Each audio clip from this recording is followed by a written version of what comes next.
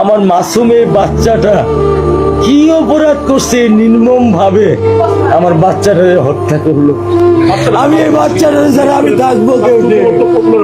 এই 8 বছরের মাসুম একটা বাচ্চা কি অপরাধ? আমি এই কলজাটা ছাড়া আমি থাকবো কেমনি? আমার এই বাচ্চাটা আমি ঘরে ঢোকার আগে ফ্রিজের মধ্যে আমার জন্য শরবত বানায় রাখে। আমার বড় মেয়ে না, আমার ছোট মেয়ে 8 বছরের মেয়ে। বাবা শরবত ছবি এখানে লাগায় রাখছে, বাবা তুমি আমাকে নিয়ে যাবা। আমি বলছি, আল্লাহ বাবা তুমি আল্লাহর কাছে যাও, আমার তো নেওয়ার দিয়ে যাওয়ার ক্ষমতা নাই।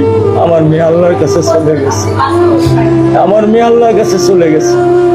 কি আমার ক্ষতি, কি আমার অন্যায়, কি আমার দোষ, আমি একটু জানতে চাই আপনাদের কাছে। আমার যদি কোনো দোষ থাকে, আমার কোনো যদি অন্যায় থাকে, প্রকাশ্যে আপনারা আমার ফাঁসি দিয়ে দেন। আমার পক্ষে সম্ভব না, দিনে ও 50 থেকে 100টা কল দেয় আমারে। বাবা তুমি কখন আসবা, বাবা তুমি কখন আসবা, বাবা তুমি কখন আসবা। 8টা বছর আমি আমার বুকের এই ঘরে ঘুম পাড়াইছি। আমি আজকে আমি কার সাথে ঘুম আসবো?